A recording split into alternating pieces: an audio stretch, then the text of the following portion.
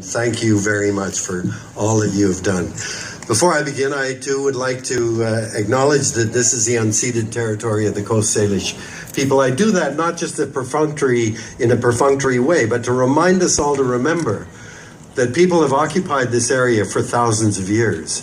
And think of what it was when non-Aboriginal people first arrived here. They took care of it in a wonderful way, and we should always remember that.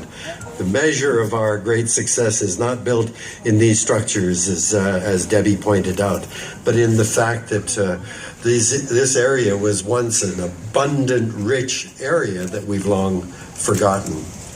I am delighted to be here to celebrate the Fraser River, but I'd like to look at the Fraser in a bigger context. But before I begin, I have to say I am not here today to speak on behalf of any political party, any corporation, any organization or group. I am here as one individual grandfather who has an investment into the future through my grandchildren, and I'm an elder. And elders have a very, very special role to play in society, and I don't think we're living up to what we have to do. We're beyond worrying about money or power or fame.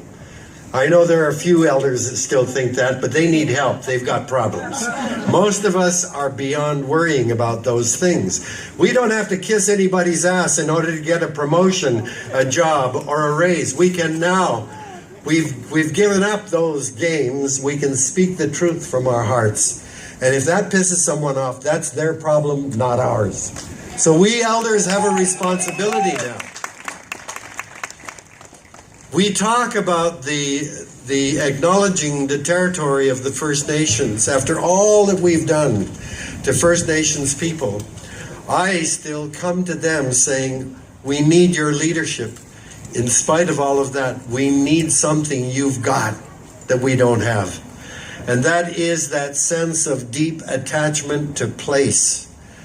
We're not listening to what First Nations are telling us. My wife has traveled to all of the coastal First Nations from the tip of Vancouver Island up to Alaska. She's visited them many, many times. And as we established a relationship with these communities, and the first thing every community has said to us is, we need jobs. We need community economic development. They are desperate to become a part of the economy.